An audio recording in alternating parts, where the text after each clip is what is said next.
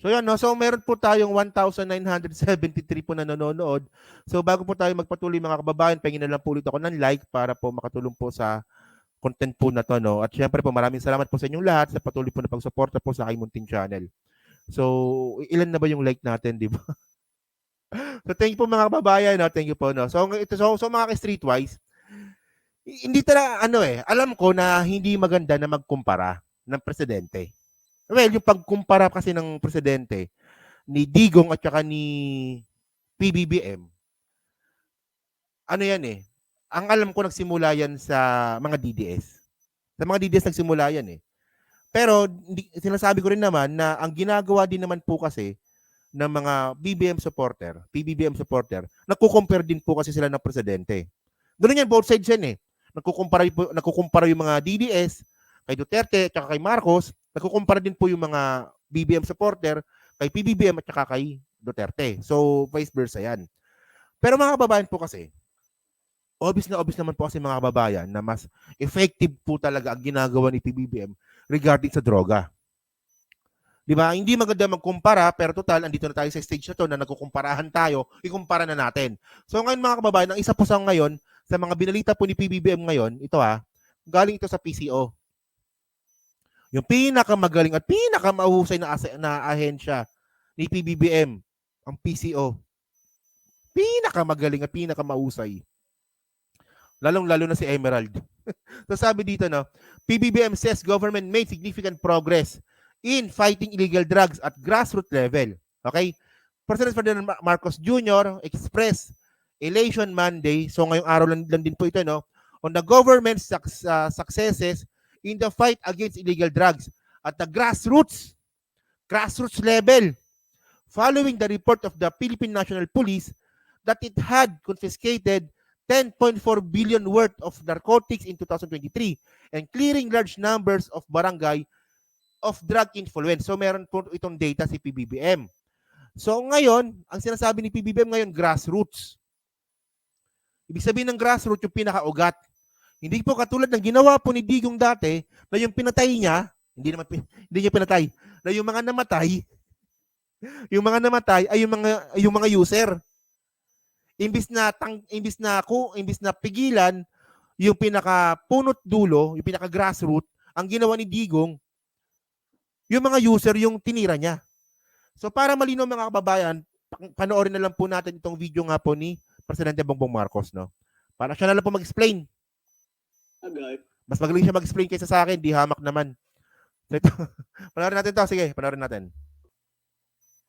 Agay na nais kong i-report sa inyo ay tungkol nga sa yung problema natin sa drugs. Ma-i-report ng PNP na we have successfully confiscated an estimated 10.4 billion pesos worth of illegal drugs in 2023.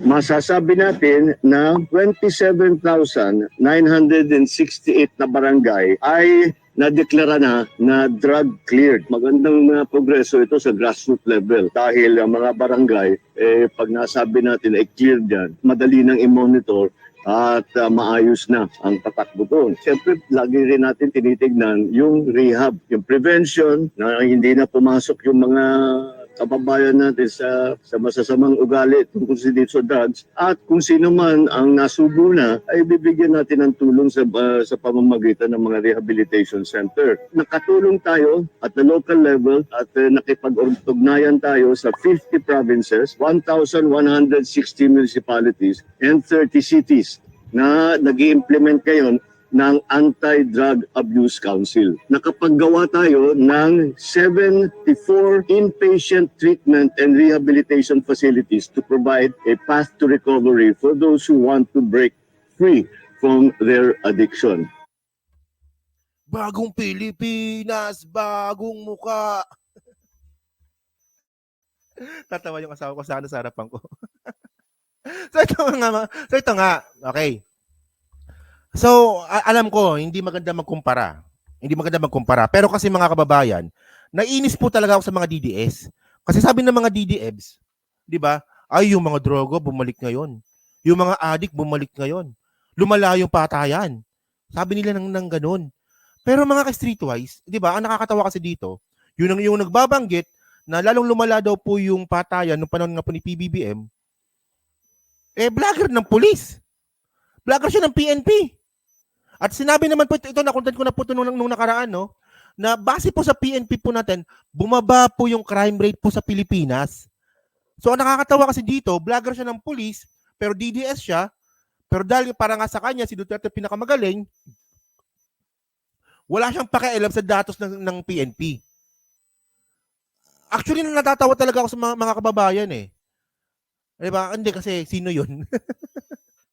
PM ko na lang, message mo ako. Natatawa kasi ito lang, banggitin ko lang. Kasi yung mga DDS po na yan, ng mga vlogger ngayon, nakasama ko po dati yan. Nakasama ko po nung eleksyon yan. So ngayon, medyo nag-iba lang kami ng paniniwala sa politika. So ang sabi ko, sige, wala mo ng personalan, political lang to. So not unless na sila yung mag-name drop sa akin. Uunahan nila ako. So yun, gulo yun. Gulo talaga yun. So sa ngayon, ganyan-ganyan muna ako. Puro parinig lang muna ako. Kasi ganun din naman sila sa akin eh. Puro na lang din sila parinig eh. So kung papangalanan nila ako, papangalanan ko sila. Ganun lang yun. Okay. So ito nga ano. So nakakatawa kasi dito. Sabi nila na dumami daw po yung addict. Mas lalo daw pong lumala yung krimen. Pero base nga po sa PNP, nakontent ko na ito nung nakaraan eh.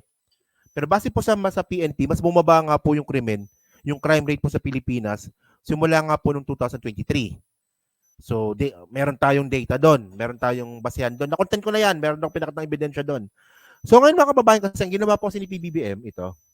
Hindi, pinakita ni PBBM kanina na 2023, meron silang nakumpiska na 10 billion. 10 billion worth of drugs. 10 billion. Oh, meron silang nahuli. Meron silang nakumpiska 10 billion. Nang walang casualties. Walang natigok. Ang alam ko wala. Kung meron, hindi meron. Kung wala, di wala, di ba? So, ang alam ko wala. Okay. Pero mga kababayan, kung titinan po natin yung panahon nga po ni Digong noong 2018, base po ito sa PDEA. Okay ah. Isipin niyo mga kababayan na same lang din po ito na drug war. Okay ah. So nung panahon nga po ni Digong noong 2018, okay? For 2018, the total value of dangerous drugs seized amounted 5.39 billion. 16% increase, may increase pa siya, no? So ito, 5 billion nung panahon ni Duterte, 2018. So bakit 2018? Kasi nga po, 2 years. 2016, 2018, Duterte. Bongbong Marcos, 2022, 2023. Tama ba? Okay. Whatsoever. Parang mali ata ako. Pero yun nga yung nasabi ko. Di ba, kung si Duterte, meron siyang drug war, pero ang pinaka-focus niya, yung mga user.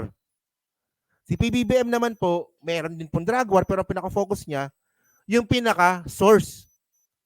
So, sipin mo mga kababayan, meron kang drug war, tapos yung nahuli mo lang 5 billion lang, no? Siyempre 5 billion lang yan. Kung kukumpara mo naman sa 10 billion ni PBBM. And then mga kababayan, hindi lang dyan natatapos yan. Di ba? Kung si Duterte, 5 billion na nga lang po yung nakumpiska niyang droga, yung namatay naman po, 5,000. 5,000. Ano? Duterte's Philippines drug war. Death tolls rise above 5,000. At ito po ay balita noong December 2018. Ayan no? Wednesday, December 19, 2018. Ang konti na nga ng nahuling droga, 5,000 pa yung namatay. Anong klaseng kalokohan yan? Hindi nga, di ba? Anong klaseng kalokohan yan? Best president pa rin ba to? And then ito pa, ito yung hindi nagawa ni Digong eh. Ito yung hindi nagawa ni Digong eh. Ito. Ngayon, nung drug war nga po ni PBBM, ito yung ginawa niya. Ito nabalita ito noong April 2023. Okay? DILG chief ranking police officers involved in drug case of ex-Intel Cop. Ex-Intel Cop. Yon. So ito, nga, di ba? Meron pong mga pulis din po na hinuli nung panahon po ni PBBM ngayon. nasangkot sa droga. Ito, official ito. At bukod dyan, meron pa 50. Ano? Oh, criminal raps filed versus 50 cops in 6.7 billion Shabu haul. Oh. So ang talagang inuhuli talaga ni PBBM ng ating presidente, yung pinakaugat, hindi yung user. O di ba ito? Oh? Yung mga actually pinangalanan pa to. Pinangalanan pa yan. Ano ito yung mga pangalan nila oh. Oh. O National Police Commission Napolcom Vice Chairman ito, mga pangalan nila oh. O Senior Master Sergeant Jerry Win Reborosa bla bla bla yan oh. O Roman Jimenez, Senior Master Marian mga ano, pinangalanan pa talaga yan. So hindi ito gawa-gawang kwento. Pagkatapos hindi ko talaga makuha kung bakit gustong-gusto ng mga DDS itong drug war ni Duterte. Ilan ba yung namatay dito? Almost 30,000 eh. Depende kung saan kayo magtatanong ha. Meron mga human rights groups na sinasabi 30,000 daw po yung namatay. Meron naman nagsasabi 12,000. Meron naman po 7,000. Depende po yan. Pero ang punto dito, buhay po ng tao yan. Oh, kasi ang ginawa kasi ni Duterte, tanga-tanga eh, no? Ang ginawa kasi ni Duterte ganito yan eh. For example, ganito. Meron kang anak kunwari. Oh. Yung anak mo diabetic. Oh, so bawal sa candy. 'Di ba? Bawal sa candy. So ang ginawa mo, merong candy sa loob ng rep. So ganun yung ginawa ni Duterte eh. So ang ginawa ng anak mo, kinuha yung candy sa rep, kinain. So ang ginawa mo, pinalo mo yung anak mo. Ganun yung ginawa ni Duterte. Na dapat ang ginawa mo, in the first place, dapat walang candy sa loob ng rep. Di ba? Ganun, di ba? Oh. Buboy. Worst president talaga itong matandang to eh. Tapos tatakbo pa raw senador. So mga kababayan, no? Well, sana magpatuloy itong ginagawa ni PBBM at syempre ako hindi naman ako kontento. Hindi pa ako kontento dito. Kasi ito tatanggapin na po natin na yung drug war po talaga ni PBBM mas maayos, mas maganda at ayaw po talaga ng dugo. Tatanggapin na po talaga natin yun. Talagang lahat po naman siguro tayo dito no, sa 1,900 po na nanonood ngayon. Lahat naman siguro tayo dito mag-agree na mas maayos po yung drug war po ni PBBM kumpara kay Duterte. Pero meron po tayong hinahanap dito. Yung malaking isda. Sana, kasi meron pa namang 4 na taon si PBBM, sana, sa 4 years pa po na natitira po ni PBBM, meron pong mahuling malaking isda. Di ba? O tao, sabi nga ni Kuya Inaro, di ba? Tama, di ba? 30,000, di ba? Base po sa human rights, depende sa ano, di ba? Depende sa source. Yun, ayun na po hinahanap natin, pero alam ko, naniniwala ako na kaya yon. Meron pang 4 na taon, meron pa huling malaking isda dyan. Kasi yung pulis na huli na eh. Yung mga pulis na kasangkot sa droga, na ano na eh, na nakasuhan na eh. So yung malaking isda na lang po talaga hinihintay natin. So ganoon lang po yun. So thank you po mga kababayan, no? Inabot po ako ng 50 minutes. Thank you po sa 1,952 na nanonood. Maraming salamat po sa patuloy po na pagsuporta po sa aking munting channel. At syempre po mga kababayan, bago po tayo magtapos, pahingin na lang po ako ng like. So thank you po mga kababayan. Salamat po.